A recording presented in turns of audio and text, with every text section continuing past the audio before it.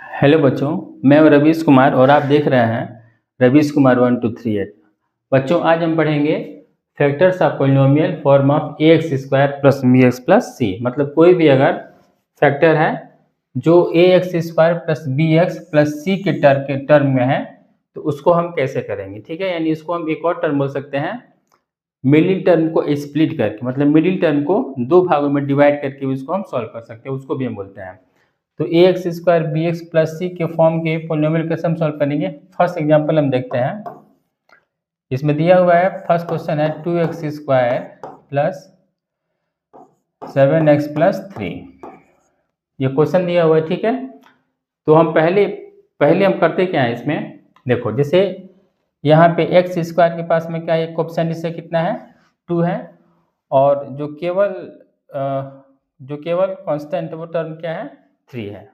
ठीक है, पहला स्टेप हमारा ये होगा कि जो भी हमारे पास ये पॉलिनोमियल रहेगा पहले उसको हम उसके पावर के डिसेंडिंग ऑर्डर के रूप में रख लेंगे। हम पहला प्रोसेस हमारा रहेगा कि जो भी दिया हुआ है, जो हमारा पॉलिनोमियल जो भी दिया हुआ है पहले उसको हम उसके डिसेंडिंग ऑर्डर के, उसके पावर के डिसेंडिंग ऑर्डर के अकॉर्डिंग रखेंगे। सपोज कि मेरा कोई क्वेश्चन दिया है हमारे पास 4x plus 3x square plus 7 ऐसे दिया हुआ है। ठीक है, तो हम क्या करेंगे, पहले इसको हम ऐसे नहीं सॉल्व करेंगे, इसको पहले हम कन्वर्ट कर लेंगे किसमें, उसके पावर के डिसेंडिंग ऑर्डर में। ठीक है, तो उसको हम चेंज कर लेंगे डिसेंडिंग ऑर्डर में उसके, यानी पहले हो जाएगा ये 3x स्क्वायर प्लस 4 प्लस 7, ये हो गया हमारा, तब इसके बाद से सॉल्व किया जाएगा। ठीक है, तो पहले हमको करना क्या है, जो भी क्वेश्चन दिया रहेगा तो पहले हम ये देखेंगे कि वो जो पावर, जो भी उसका पावर है वो अपने डिसेंडिंग ऑर्डर में है कि नहीं। डिसेंडिंग ऑर्डर मतलब ग्रेटर टू स्मॉलर, तो यहाँ पे 2 है, यहाँ पे कितना है 1 है, और इधर नहीं है यहाँ पे, तो ये डिसेंडिंग ऑर्डर में है। ठीक है, अब देखो, अब इसमें हम अगला टर्म क्या करेंगे, अब इसमें हमारा हो गया, अब देखो यहाँ पे है एक्स स्क्वायर के पास यहाँ पे इसका कोएफिशिएंट 2 है, और जो केवल कांस्टेंट है उसको हम देने, केवल कांस्टेंट इसमें 3 है। अब क्या करो, इसमें जो ये है और ये, इन दोनों को मल्टीप्लाई कर लो, तो 2 3 कितना हुआ 6 हुआ। पहले यहाँ पे 2 है और यहाँ 3 है, यानी जो भी हमारा इस स्क्वायर का जो कोएफिशिएंट होगा उसको, और जो केवल कांस्टेंट होगा उसको, दोनों को पहले मल्टीप्लाई कर लो। मल्टीप्लाई किए, 2 3 6 कितना आ गया 6 आया। ठीक है, अब देखो क्या करना है हमको, और जब 6 आ गया तो हमको इसमें ये करना है अब कि अब 6 का हमको फैक्टर पता करना है। ठीक, और 6 का हम ऐसा फैक्टर पता करें कि जो इसका जो मिडिल टर्म है, मिडिल टर्म क्या है इसमें 7 है। ठीक है, तो हमको 6 का ऐसा फैक्टर पता करना है कि जो मल्टीप्लाई करें हम, मतलब मल्टीप्लाई करें, जैसे हम 6 को हमको दो भाग में डिवाइड करना है तो हमको इस तरह से उसको डिवाइड करना है कि जब वो दोनों नंबर को मल्टीप्लाई करें तो हमारा कितना आना चाहिए 6 आना चाहिए।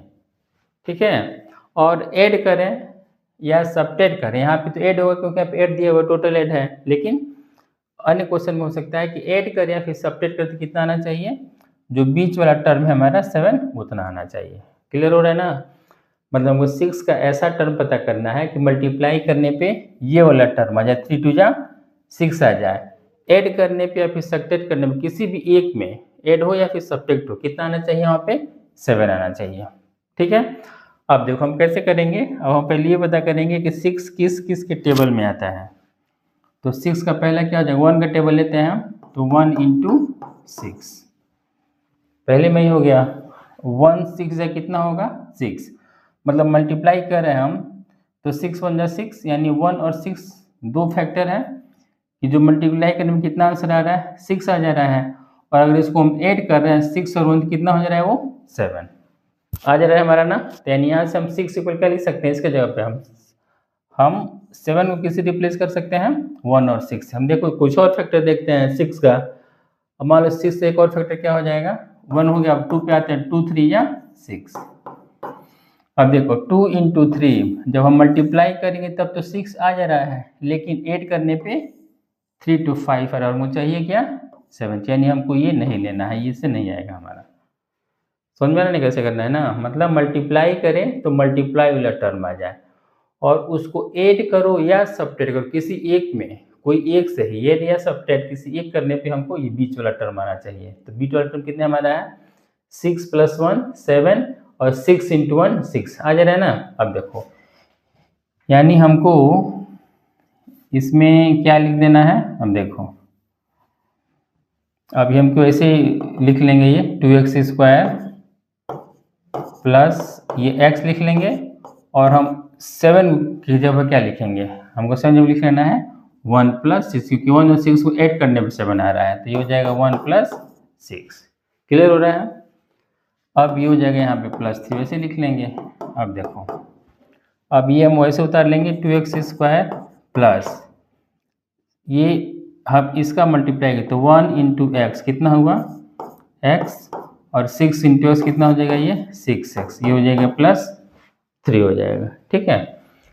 अब यहाँ देखो अब यहाँ पे हमको कॉमन लेना है तो क्या कॉमन दिख रहा है यहाँ पे 2x² और यहाँ पे x है तो दोनों में कॉमन x दिख रहा है। इसको ऐसे भी कर सकते हैं हम 2 × x × x ले लेंगे और प्लस x और प्लस इसको 6 का 2 × 3 × x और ये +3 ऐसे मतलब बहुत इजी वे भी कर सकते हैं और हम चाहे डायरेक्ट भी कर सकते हैं। अब देखो यहाँ पे कॉमन क्या दिख रहा है, यहाँ पे जो दोनों में दिख रहा है एक x है और x है और कुछ तो कॉमन है नहीं। और यहाँ पे क्या कॉमन दिख रहा है हमारा, इन दोनों में 3 कॉमन दिख रहा है। तो यहाँ पे क्या कॉमन हो गया x, तो यहाँ क्या बचा हमारा 2x बचा और यहाँ क्या खत्म हो गया तो यहाँ पे 1 हुआ।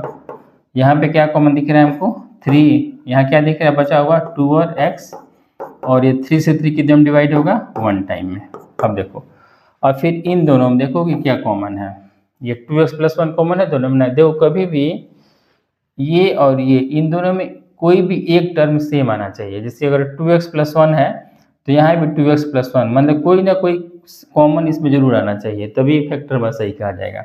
अब दोनों में 2x + 1 कॉमन है तो हम 2x + 1 कॉमन ले लिए तो यह क्या बचा हमारा x + 3, ये हमारा आंसर हो जाएगा।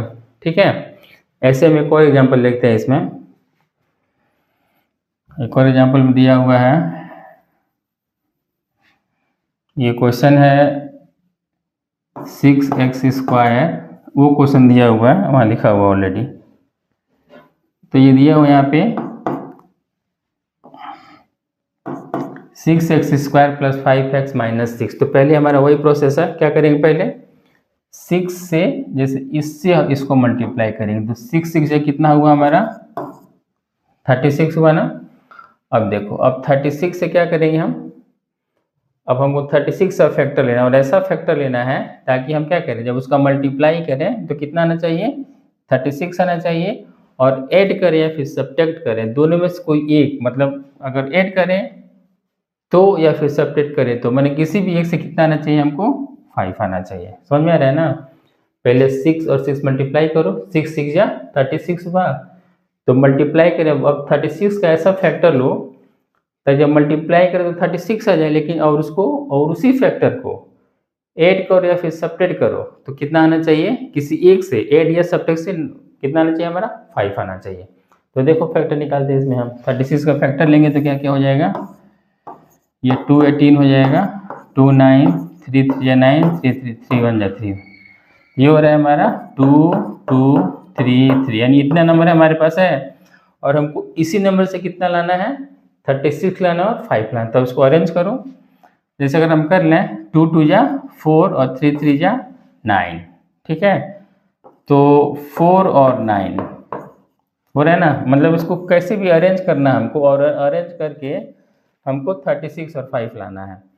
तो 4 और 9 है यहाँ पे, तो देखो 4 9 ये कितना हो जाएगा 36 मल्टीप्लाई वाला जा रहा है और हमको 5 है तो 5 कैसे आएगा, अगर हम 9 में से 4 सब्ट्रैक्ट कर लें 5 ही आ जा रहा है। मतलब क्या हुआ ये 9 और 4 ही हमारा ऐसा नंबर है कि जहाँ पे ऐड करने पे हमको 36 मिल जा रहा है और सब्ट्रैक्ट करने में कितना मिल जा रहा है हमको 5 मिल जा रहा है। ठीक है।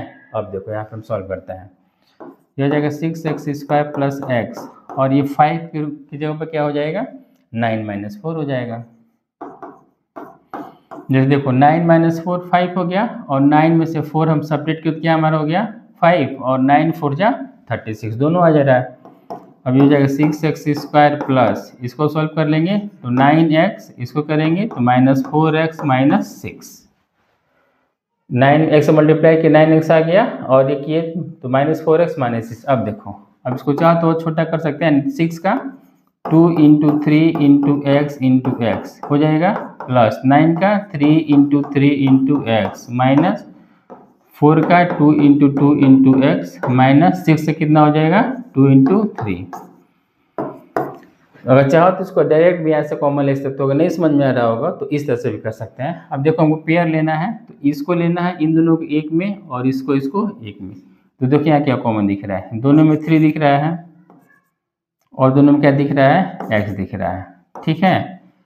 और यहाँ क्या दिख रहा है, दोनों में 2 है, दोनों में 2 केवल कॉमन दिख रहा है। अब देखो यहाँ पे क्या कॉमन दिख रहा है हमको, एक तो दोनों में हमको यहाँ 3 दिख रहा है तो 3 कॉमन लिख सकते हैं, और क्या दिख रहा है दोनों में जो कॉमन है x है। तो यहाँ क्या बचा 3 और x कॉमन लिया, यहाँ क्या बच रहा है 2 और x बच रहा है, और प्लस, और यहाँ देखो 3x है तो 3x ले लिए हम, तो यहाँ क्या बचा 3 हो गया ना, माइनस, और फिर यहाँ के कॉमन क्या दिख रहा है हमको, दोनों में कौन सा जो कॉमन है, केवल 2 दिख रहा है ना, तो यहाँ क्या बचा 2 निकल गया तो 2x बचा। अब देखो यहाँ माइनस है और अंदर भी यहाँ पे क्या है, ये हम सिंबल किसका है माइनस है। तो रूल क्या होता है, अगर ब्रैकेट के बाहर माइनस रहेगा तो हम ब्रैकेट जब क्लोज करेंगे तो ब्रैकेट के अंदर का जो सिंबल होगा वो क्या हो जाएगा, चेंज हो जाएगा। तो ब्रैकेट बाहर माइनस है यहाँ पे, और यह क्या है यहाँ पर भी माइनस है, जब ब्रैकेट क्लोज किए तो क्या हो जाएगा, ये सिंबल चेंज हो जाएगा, इन माइनस होती है क्या हो जाएगा प्लस, और 2 कॉमन लेते हैं क्या बचा 3। अब देखो दोनों में क्या कॉमन बच रहा है, 2x + 3 कॉमन हो रहा है यहाँ पे, तो हम 2x + 3 कॉमन ले लिए, और यहाँ क्या बचा 3x - 2, ये हमारा आंसर हो जाएगा। आई थिंक समझ में आ गया होगा, ठीक है। और हाँ, अगर आप लोग इस वीडियो पे, इस चैनल पे आप लोग नए हैं तो कृपया इस चैनल को सब्सक्राइब कीजिए, लाइक कीजिए, और ज़्यादा से ज़्यादा हमारे चैनल को शेयर कीजिए, ताकि हम और अधिक से अधिक आप लोगों के पास, आप लोगों के ग्रुप में आप लोगों के पास हम वीडियो सेंड कर सकें। Okay, thank you.